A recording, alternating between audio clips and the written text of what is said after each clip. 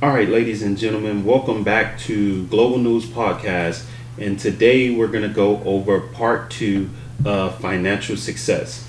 Now, from the last topic or video, we discussed the, for this video, that we were going to go over the 10-20 rule as well as the 50-30-20 rule.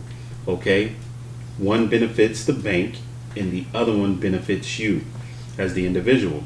Now, excuse me, the 10-20 rule is commonly used by banks who invest in individuals or businesses.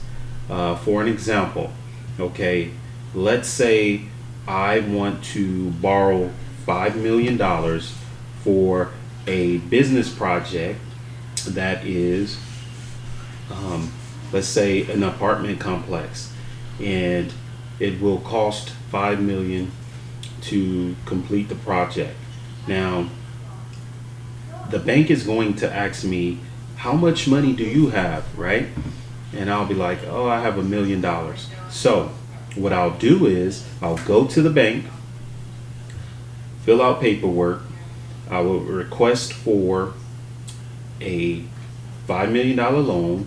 They would run my credit and everything, and they would require a 20% down payment or deposit in order to receive the loan or qualify.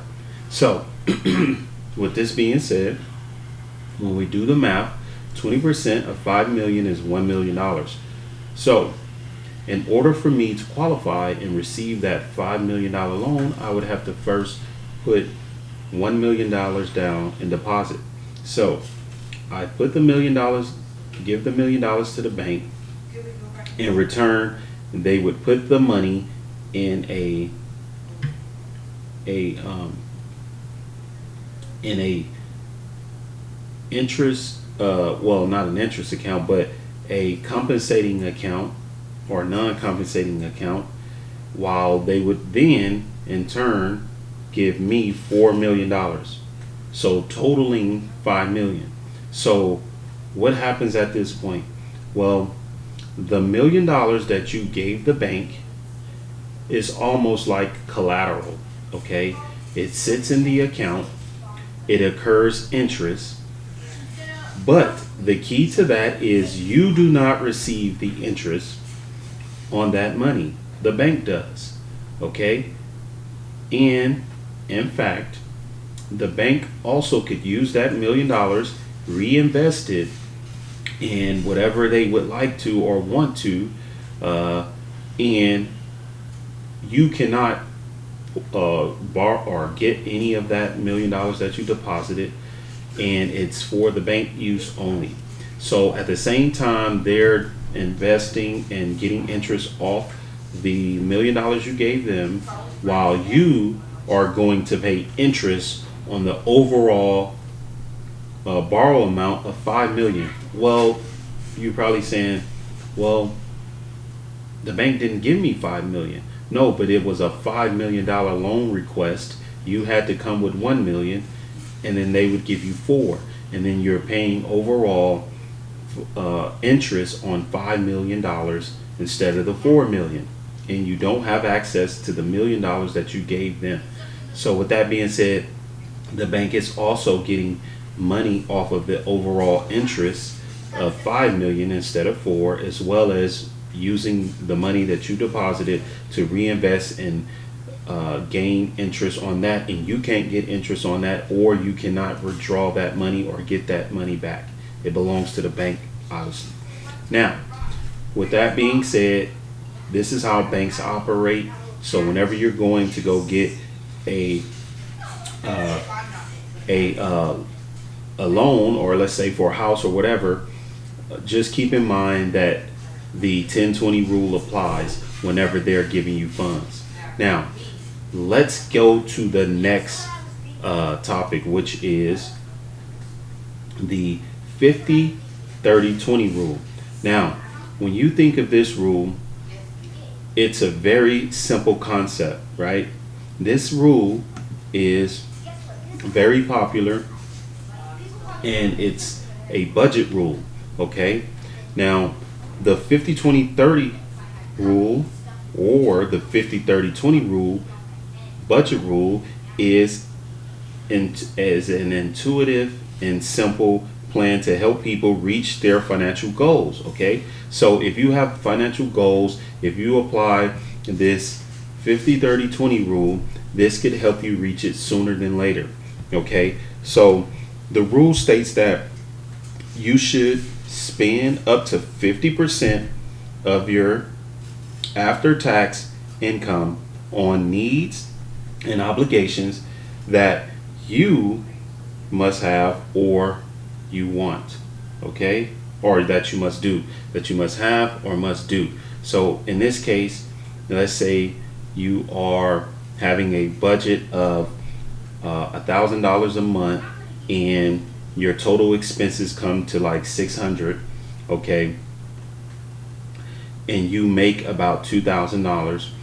Well, you would take 1,000 of that $2,000 and you would put that towards rent and all your expenses. Okay, that's what 50% would go towards. Okay, so now remember, there's only $1,000 left. Okay, so the next thing, the remaining half should be split up between 20 savings and debt repayment, and 30% to everything else that you might want. So if you break that 1,000 up into 20%, then that would mean you would be 60-40.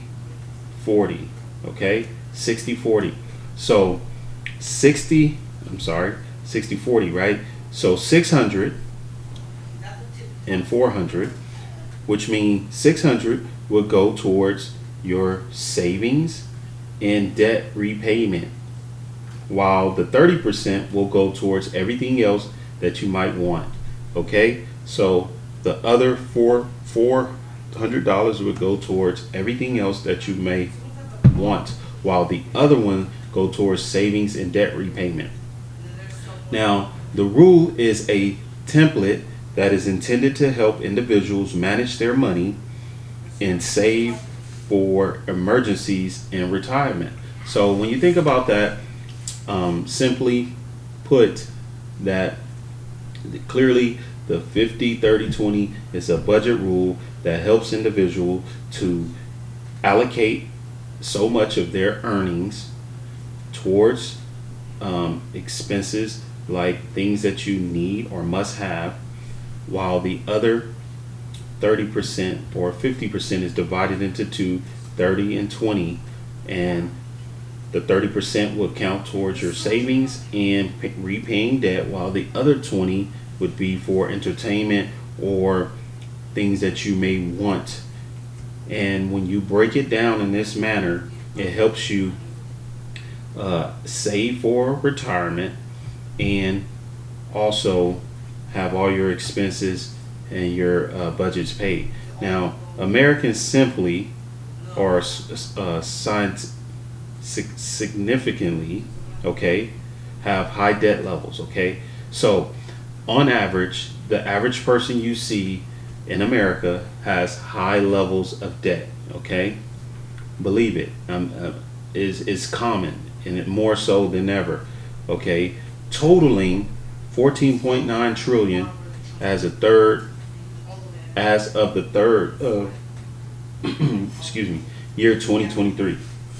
So with that being said, 50% of your earned income after taxes should go towards your needs. Okay, 30% of your earned income after taxes should go towards your wants, and last but not least, 20% of your earned income after taxes should go towards savings. Now, if you follow this template, I can assure you that you would do well with finances, as well as budgeting and being responsible with managing your money. Okay, that's going to conclude part 2 of financial success. Thank you for watching here at Global News. If you like the video, please share it And if you haven't yet, please subscribe, and I'll see y'all next time. Thank you and have a great day.